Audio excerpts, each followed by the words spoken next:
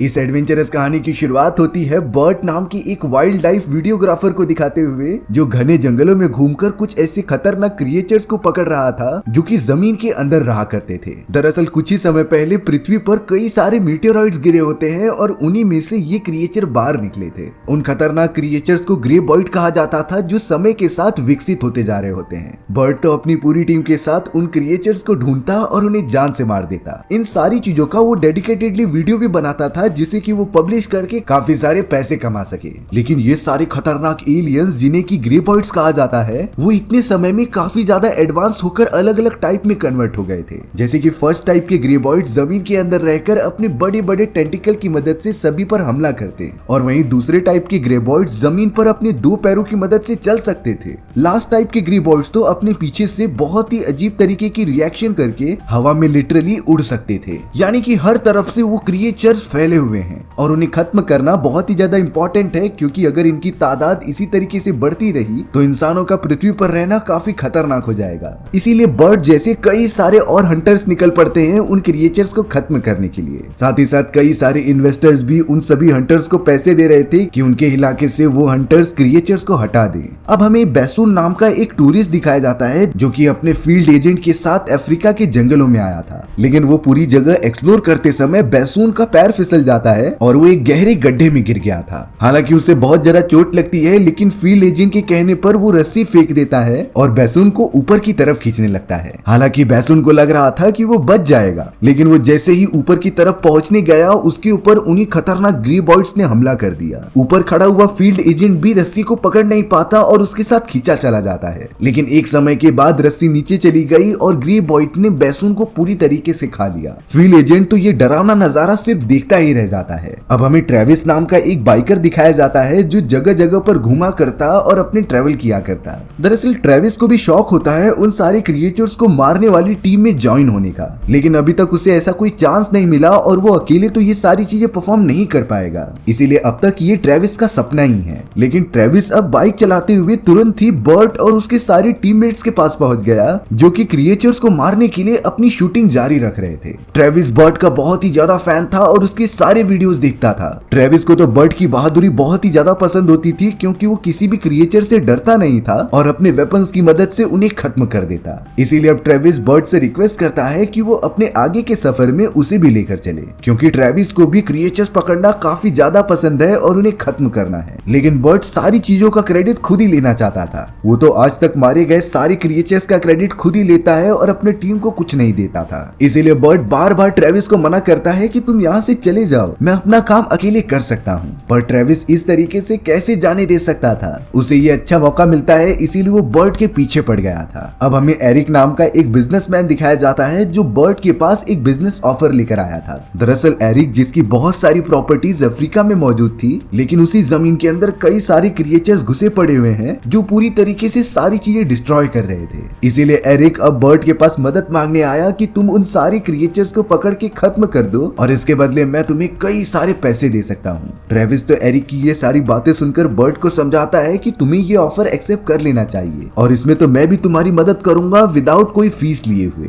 Burt को लगने लगता है कि अगर ये कोई पैसे नहीं लेगा तो इसे मैं अपने साथ हेल्पर के लिए रख सकता हूँ। इसीलिए बहुत ज्यादा सोचने के बाद बर्ट ने एरिक के इस बिजनेस ऑफर को एक्सेप्ट कर लिया था। जल्द से जल्द वो सभी लोग अपना सारा इक्विपमेंट्स और सामान पैक करके निकल पड़े थे अफ्रीका की उस जमीन की तरफ। एरिक तो उन सभी को अपने प्राइवेट हेलीकॉप्टर से ड्रॉप करता है। एरिक तो अब बर्ट और ट्रेविस को सब कुछ बता रहा था कि अफ्रीका की गवर्नमेंट अब बहुत ही ज्यादा स्ट्रिक्ट हो चुकी है, इसीलिए हम वहां पर अनऑथोराइज्ड वेपन नहीं लेकर जा सकते। हमें किसी भी तरीके से पूरे रूल्स एंड रेगुलेशंस के साथ उन क्रिएचर्स को मारना होगा। हेलीकॉप्टर का पायलट बर्ट को बता रहा था कि रात होने के बाद अफ्रीका की जमीन पर कोई नहीं जाता, क्योंकि रात होते ही वो सारे क्रिएचर्स बहुत ही ज्यादा एक्टिवेट हो जाते और लोगों को लगातार मारने लगते। हालांकि बर्ट ये बात सुनकर एकदम चौंक गया, क्योंकि उसे लगता था कि रात के समय ये ग्रे बॉइड्स हमला ही नहीं करते, लेकिन यहाँ पर तो सारी चीजें उल्टी ही हो रही थी। यहाँ अब एरिक ने बताया कि हमें सबसे पहले अफ्रीका के एक फॉरेस्ट कैंप में जाना पड़ेगा, जहाँ पर हमें कुछ दिनों के लिए क्वारंटीन किया जाएगा और अगले दिन से हम अपने मिशन को चालू कर सकते हैं। सभी लोग जल्द से जल्द अफ्रीका के बेस कैंप में पहुंच भी जाते हैं। वहाँ के मैनेजर का नाम बेन होता है, जिसकी एक बहुत ही ब्यूटीफुल वाइफ नैंडी थी। बर्ट की मुलाकात वहाँ पर एक असिस्टेंट और उसी फील्ड एजेंट से होती है जो कुछ समय पहले बैसून के साथ था, और बैसून की तो उस समय गड्ढे में गिरने से मौत हो चुकी होती है। बर्ट अब सभी को समझा रहा होता है कि ग्रेबॉइड्स को मारना इतना भी इजी काम नहीं है। उनके ऊपर नॉर्मल गोलियों और ट्रांसकुलाइजर्स का असर बिल्कुल भी नहीं होता, क्योंकि उनकी बॉडी के सेल्स बहुत ही ज्यादा स्ट्रॉन्ग होते थे। इसीलिए बर्ट ने इतनी मेहनत करके खुद ही एडवांस मशीन्स और गन्स बनाए थे जो उन ग्रेबॉइड्स को बड़ी आसानी से खत्म कर सके। लेकिन अब सबसे ज्यादा बुरी बात तो ये होती है कि अफ्रीकी गवर्नमेंट वालों ने बर्ट के सारे एडवांस मशीन अपने कब्जे में कर लिए थे, और अब बर्ट के पास नॉर्मल गन्स और मशीन का यूज करने के सिवाय और कोई रास्ता नहीं होता। वहीं अब हमें उस जगह के थोड़ी ही दूरी पर कुछ आर्कियोलॉजिस्ट को दिखाया जाता है जो जमीन के अंदर फॉसिल्स ढूंढ रहे थे।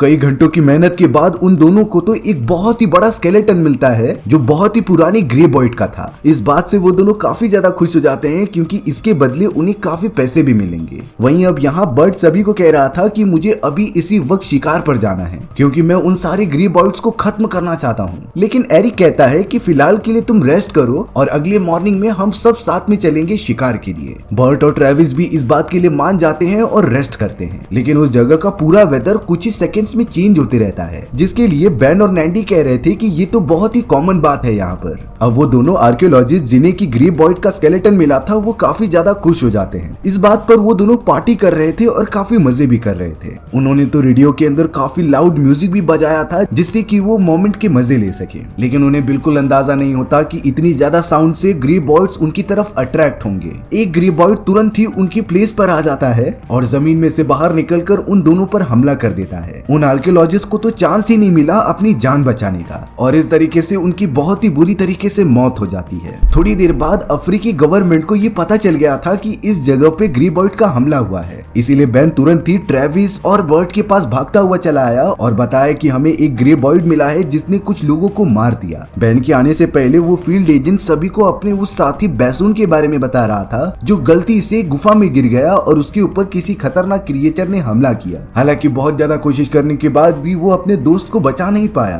पर इस बारे में सभी लोग बाद में सोचकर बेन के बताए गए उस हमले वाली जगह पर चले जाते हैं। सभी लोग अपने अपने व्हीकल लेकर उस जगह पर पहुंच गए थे और सबसे ज्यादा एक्साइटेड बर्ट था, क्योंकि उसे किसी भी तरीके से ग्रेबॉइड्स को मारकर उनके ऊपर वीडियोस बनानी थी। बर्ट उस जगह पर अपनी सारी छानबीन करने लगा था, क्योंकि उसके पास कुछ ऐसी मशीन्स मौजूद थी जिसकी मदद से ग्रेबॉइड्स यानी कि उन सारी क्रिएचर्स की लोकेशन का पता लगाया जा सकता था। ये मशीन उन ग्रेबॉइड्स की बॉडी हीट को मेजर करके उनकी लोकेशन का करेक्ट अनुमान लगाता था, और अब चोरी चुपके बर्ट ने इन सारे मशीन्स को उस पूरी जगह पर फैला दिया था, जिससे कि अगर कोई भी क्रिएचर का वहां पर मूवमेंट दिखे तो उन्हें पता चल जाए। वहीं अब ट्रेविस बार बार बेन की वाइफ नैंडी से फ्लर्ट कर रहा था और उसके साथ पास ही में होने वाले गांव के बहुत ही पुराने जश्न की तैयारी कर रहा था। ये उन सभी गांव वालों का रिचुअल होता है जिसमें वो एंजॉय करते हुए गॉड को प्रे करते थे कि उन्हें प्रोटेक्ट करे। ट्रेविस तो सारी चीजें छोड़कर उसमें ही लग गया और काफी मजे करने लगा। वहीं बेन अब असिस्टेंट के साथ अपनी कार को ठीक कर रहा था, क्योंकि उसकी कार अचानक ही बंद पड़ गई। लेकिन उसने ट्रेविस को देख लिया था जो उसकी वाइफ से बार बार फ्लर्ट कर रहा होता है। इन सारी चीजों से बेन काफी ज्यादा इनसिक्योर हो गया, लेकिन असिस्टेंट बेन को समझाता है कि तुम्हारी वाइफ वैसी नहीं है, वो सिर्फ थोड़ा खुश रहना चाहती है तो उसे अपने दोस्तों के साथ खुश रहने दो। बेन इस बात से थोड़ा सा सेटिस्फाइड तो हो जाता है, लेकिन अचानक ही उस जगह पर एक ग्रेबॉइड आ गया जो उन दोनों के ऊपर हमला करने लगा। बेन किसी भी तरीके से असिस्टेंट को वहां से भागने के लिए कहता है, लेकिन शायद तब काफी ज्यादा देर हो चुकी थी। उस ग्रेबॉइड ने तुरंत ही असिस्टेंट को पकड़ा और वहां से उड़ने लगा।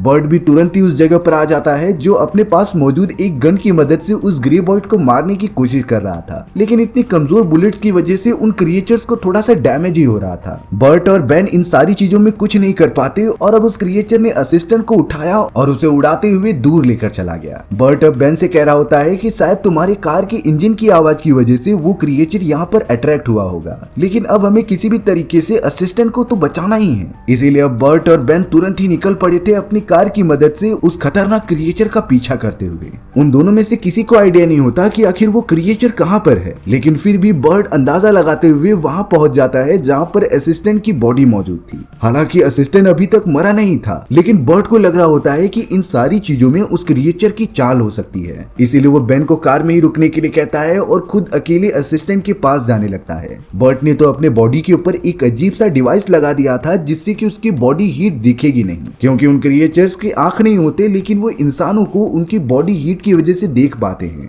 बर्ट धीरे धीरे अपने कदम बढ़ाता है और असिस्टेंट को बचाने की कोशिश करता है, लेकिन अगले ही मोमेंट में वो खतरनाक क्रिएचर नीचे कूद गया और असिस्टेंट को पकड़कर उसे मारने लगा। लेकिन बर्ट तो लगातार उसके ऊपर फायर करता है, जिससे कि उस खतरनाक क्रिएचर ने असिस्टेंट को तो छोड़ दिया था, लेकिन अब वो डायरेक्टली कार के ऊपर कूद गया जिसके अंदर बेन मौजूद था। इन सारी चीजों में बर्ट काफी ज्यादा घायल हो जाता है, लेकिन वो इस तरीके से हार नहीं मान सकता था। इसीलिए बर्ट ने तुरंत ही एक नुकीला वेपन उठाया और उसे खींचकर मार दिया उस क्रिएचर के पास। हालांकि अपने बॉडी पर टेम्परेचर रिडक्शन डिवाइस लगाने के कारण वो क्रिएचर बर्ट के प्रेजेंस को पहचान नहीं पाता और उसके तरफ से आए हुए हमले को देख नहीं पाता। वो नुकीला वेपन तुरंत ही उस क्रिएचर की बॉडी पर लग जाता है और वो तो वहीं घायल होकर गिर गया था। इस मौके का फायदा उठाकर बर्ट, बेन और असिस्टेंट को लेकर तुरंत ही कार की मदद से वहां से निकल जाते हैं। लेकिन बर्ट को अंदाजा था कि वो क्रिएचर हमारा पीछा करते हुए जरूर आएगा, इसीलिए बर्ट अपनी कार के साथ ट्रेविस, एरिक और नैंडी के पास पहुंच गया और उन्हें डांटते हुए कहा कि तुम सभी लोग कितने लापरवाह हो, हमारी जान यहाँ खतरे में है और तुम सभी लोग एंजॉयमेंट कर रहे हो।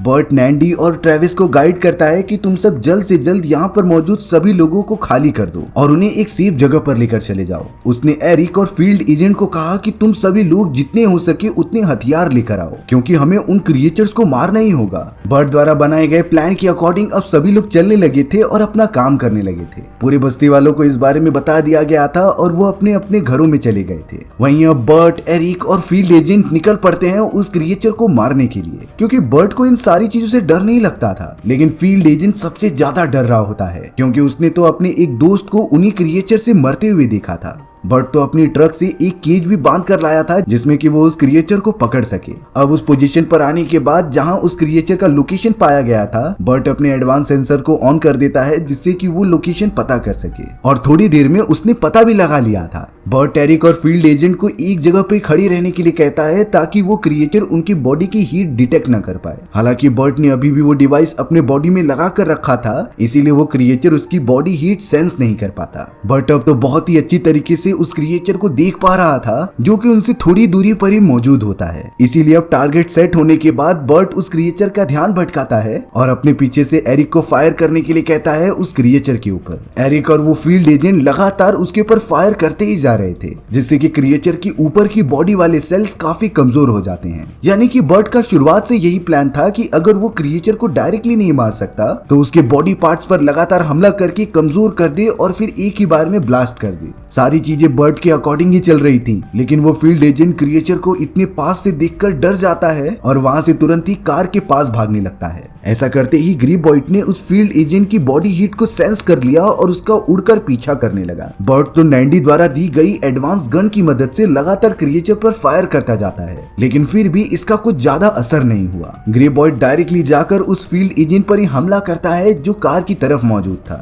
लेकिन तब तक बर्ट एरिक के साथ मिलकर एक बहुत ही अच्छा प्लान बनाता है और अपना टेम्परेचर रिडक्शन डिवाइस हटाकर चिल्लाने लगता है, जिससे कि वो क्रिएचर हवा में उड़ते हुए उनके पास आ रहा था। बर्ट और एरिक दोनों ही अब निशाना लगाकर उस क्रिएचर के ऊपर साथ में वार करते हैं, क्योंकि अब उस क्रिएचर के बॉडी सेल्स पहले से कमजोर हो चुके थे। दोनों का परफेक्ट कॉम्बिनेशन होते ही उस क्रिएचर पर जैसे ही हमला हुआ, उसकी पूरी बॉडी एकदम से डिस्ट्रक्चर्ड होने लगी और वो अगले ही मोमेंट में ब्लास्ट हो जाता है। लेकिन क्रिएचर जो कि हवा में उड़ रहा था, उसका एक छोटा सा हिस्सा डायरेक्टली गिरता है उस फील्ड एजेंट के ऊपर जो डर कर भाग चुका था। यानी कि अब उस जलते हुए टुकड़े से फील्ड एजेंट भी बुरी तरीके से मारा गया। एरिक और बर्ट किसी भी तरीके से एस्केप करते हैं और पहुंच जाते हैं मरे हुए क्रिएचर के पास। अब बर्ट और एरिक जब उस क्रिएचर की डेड बॉडी के पास पहुंचते हैं, तभी बर्ट ने नोटिस किया कि उस क्रिएचर की बॉडी में एक अंडा है जो उनके मरने के बाद वापस डेवलप हो जाता था, और इस अंडे में से उन क्रिएचर्स का हाइब्रिड रूप बाहर निकलता है। एरिक ने तुरंत ही अंडे को देखकर बर्ट के ऊपर गन पॉइंट कर दिया था, जो कहता है कि मुझे तुम ये अंडा दे दो,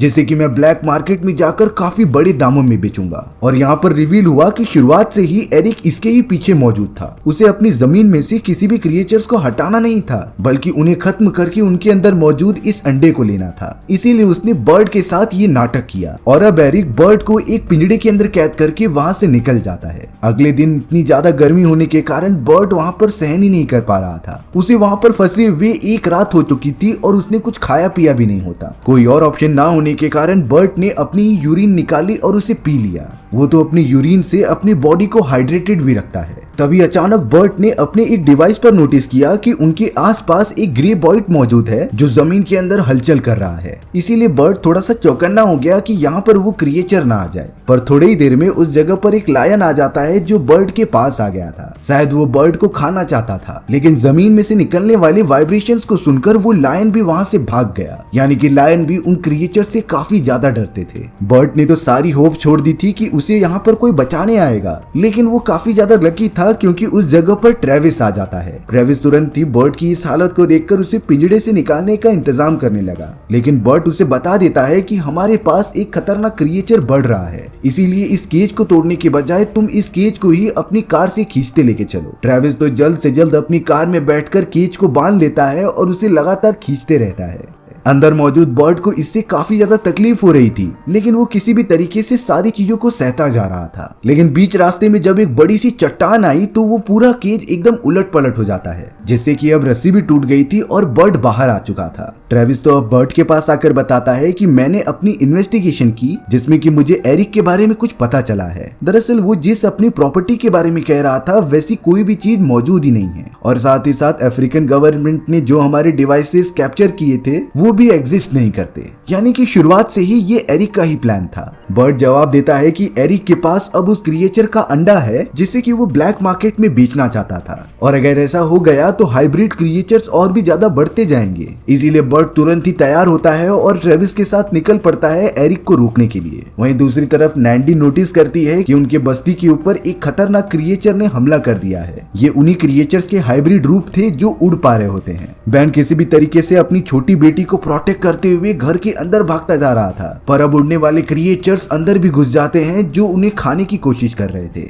नैंडी तो बो एंड एरो की मदद से उस क्रिएचर को मारने के लिए ढूंढती है। बैन अपनी बेटी को बचाने के लिए एक किचन में चला गया जहाँ पर काफी सारे यूटेंसिल्स गर्म होते हैं, और इसी गर्म टेम्परेचर में वो उनके पीछे जाकर छुप गया जिससे कि क्रिएचर उनकी बॉडी हीट सेंस ना कर सके। होता भी कुछ ऐसा ही है। वो क्रिएचर अंदर तो घुस चुका था, लेकिन बैन और उसकी बेटी को ढूंढ नहीं पाता। बैन चोरी चुपके उसके ऊपर अपनी गन से लगातार हमला तो करता रहता है, लेकिन एक समय पर उस क्रिएचर ने उनकी बॉडी हीट को सेंस कर लिया और उनके ऊपर पलटवार करने लगा। लेकिन तभी क्रिएचर के बॉडी में 2 एरो लग जाते हैं जो कि नैंडी ने मारा था, जिससे कि वो क्रिएचर वहीं पर खत्म हो गया। बर्ट और ट्रेविस तो लगातार एरिक को ढूंढ रहे थे उस पूरी जगह पर, लेकिन रास्ते में उन्हें एरिक की गाड़ी क्रैश हुई दिखाई देती है और उसके कई सारे वेपन्स गिरे हुए दिखाई देते हैं। इस बात से उन दोनों को श्योरिटी हो जाती है कि शायद एरिक के ऊपर कुछ खतरनाक क्रिएचर्स ने हमला जरूर किया होगा, जिससे कि वो यहाँ से अपनी जान बचाकर भाग गया। थोड़ी ही दूरी पर हम एरिक को देखते हैं जो काफी ज्यादा घायल होकर अपनी जान बचाकर भाग रहा था। उसके हाथ में एक ब्रीफ केस होता है जिसके अंदर उसी क्रिएचर का अंडा मौजूद था, लेकिन फिलहाल के लिए उसे अपनी जान काफी इंपॉर्टेंट लगती है, इसीलिए वो ब्रीफ केस को वहीं छोड़कर एक चट्टान वाले इलाके में आ गया था। बर्ट और ट्रेविस तो एरिक को देख लेते हैं और उसे वहीं पर रुकने के लिए कहते हैं, क्योंकि वो जिस तरीके से जमीन पर हलचल कर रहा था खतरनाक क्रिएचर जमीन से बाहर आ सकते थे। होता भी कुछ ऐसा ही है। उस खतरनाक ग्रे बॉइट का एक टेंटिकल जमीन में से बाहर आ जाता है जो कि एरिक के ऊपर अटैक करना चाहता था, लेकिन बर्ट ने इंसानियत के नाते अपनी गन निकालकर उस क्रिएचर के टेंटिकल को खत्म कर दिया।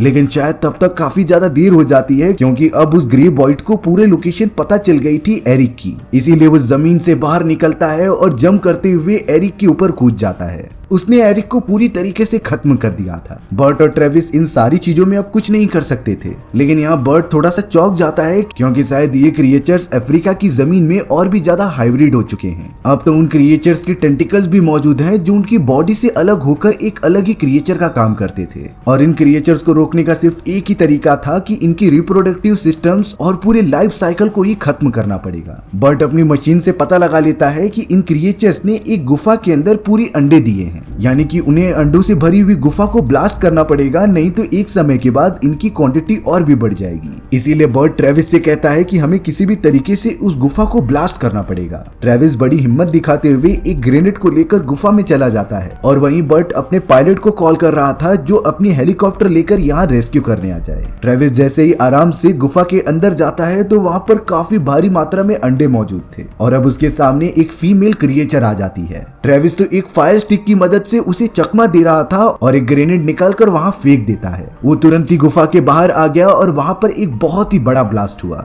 इस बड़े से ब्लास्ट के अंदर क्रिएचर के साथ साथ उसके सारे अंडे भी खत्म हो जाते हैं। बर्ट ने अपने पायलट दोस्त को भी हेलीकॉप्टर लेकर यहाँ बुला लिया था, जिसमें कि वो दोनों जल्द से जल्द बैठकर वहाँ से निकल जाते हैं। लेकिन ये चीजें इतनी आसान नहीं होती, क्योंकि जैसे ही हेलीकॉप्टर ऊपर की तरफ गया तभी एक बड़ा सा क्रिएचर बाहर निकलता है, जिसने कि पायलट और उसके असिस्टेंट दोनों को ही खत्म कर दिया। अब उनका पायलट नहीं है तो हेलीकॉप्टर कैसे उड़ेगा, इसीलिए अब बर्ट और ट्रेविस फिर से जमीन पर आकर गिर जाते हैं। उन दोनों को पता चलता है कि पास ही में एक और गुफा है जिसके अंदर क्रिएचर्स ने अंडे दिए हैं, यानी कि उसे भी खत्म करना जरूरी है। इसीलिए बर्ट ट्रेविस से कहता है कि हम हेलीकॉप्टर में लगे हुए मिसाइल्स का यूज कर सकते हैं। दोनों को ये प्लान अच्छा लगा, इसीलिए वो भागते हुए डायरेक्टली पहुंच गए हेलीकॉप्टर के पास। उन्होंने तुरंत ही फायर कर दिया उस गुफा के अंदर, जिससे कि मिसाइल्स फट जाती हैं और वो पूरी जगह ब्लास्ट हो गई थी। अचानक पायलट भी वहां पर आ जाता है, जो बता रहा था कि मुझे क्रिएचर ने तो खा लिया था, लेकिन मैंने उस क्रिएचर की बॉडी ही काट दी, जिससे कि मैं बाहर आ गया। पायलट के वापस आने के बाद वो सभी लोग वहां से निकल पड़े, क्योंकि उन्हें बाकी लोगों को जो बचाना था।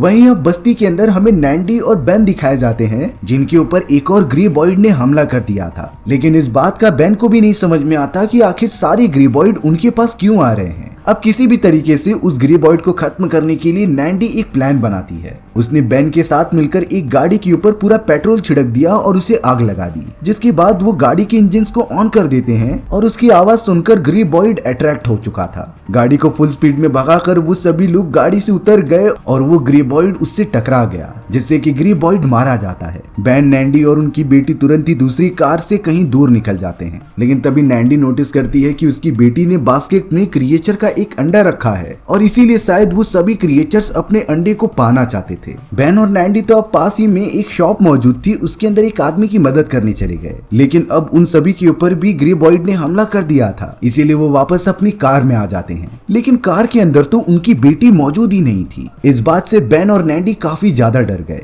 फिर पता चलता है कि बेन की बेटी, जिसके हाथ में वो क्रिएचर का एग मौजूद था, उसके चारों तरफ ग्रेबॉइड के टेंटिकल्स मौजूद थे, जो कि उसे मारकर अंडे को हासिल करना चाहते हैं। बर्ट और ट्रेविस भी अपनी कार लेकर वहां पहुंच गए थे, जो बेन की बेटी को बचाना चाहते हैं। लेकिन उन्हें ये काम जल्द से जल्द करना पड़ेगा, क्योंकि उन ग्रेबॉइड्स की क्वीन कभी भी आ सकती थी। ट्रेविस तुरंत ही एक मोटर बाइक को लेकर गोल गोल घुमाने लगता है, जिससे कि टेंटिकल्स का ध्यान ट्रेविस की तरफ चला गया था। बर्ट तुरंत ही बेन की बेटी को जाकर बचाता है और उसके हाथ में मौजूद क्रिएचर का अंडा नैंडी की तरफ फेंक देता है। और अब पूरी जमीन हिलने लगी थी, क्योंकि ग्रेबॉइड की क्वीन बाहर आ जाती है अपने अंडे को प्रोटेक्ट करने के लिए। बाहर का वेदर भी पूरी तरीके से चेंज होने लगा था और लाइटनिंग आने लगी थी। इसीलिए अब बर्ट क्वीन को मारने के लिए एक प्लान बनाता है। वो अंडे को तो एक कोने में रख दे रहा था, जिस जगह के चारों तरफ तार बंधे हुए थे और इस वायर से आसमान में चमक रही बिजली ट्रांसफर की जा सकती थी, क्योंकि इन क्रिएचर्स की बॉडी बहुत ही ज्यादा इलेक्ट्रोमैग्नेटिक होती है। और अब कुछ ही देर के अंदर अंदर वो क्वीन क्रिएचर बाहर निकल आई, जिसे कि अपना अंडा चाहिए था। बर्ट ने तो तुरंत ही उस अंडे को डिस्ट्रॉय कर दिया और अब आसमान में बिजली कड़कने के कारण उस बड़े से ग्रेबॉइड की पूरी बॉडी इलेक्ट्रिसिटी से ट्रांसफर होने लग जाती है। उसे इतना जोर का झटका लगा कि वो पूरी तरीके से खत्म हो गई। यानी कि बर्ट और उसके साथियों ने मिलकर ग्रेबॉइड की क्वीन को भी खत्म कर दिया है। पूरे बस्ती वाले बहुत ही ज्यादा खुश होते हैं और इसका जश्न भी मनाते हैं और हमारी कहानी भी इसी तरीके से खत्म हो गई। सो व्यूअर्स, आपको ये स्टोरी कैसी लगी कमेंट सेक्शन में बताना भूलना मत। और अगर आपको मेरा एक्सप्लेनेशन 1% भी अच्छा लगा होगा ना, तो वीडियो को लाइक एंड चैनल को सब्सक्राइब जरूर कर देना। मिलते हैं इसी तरीके के मजेदार वीडियोस में, तब तक के लिए बाय बाय।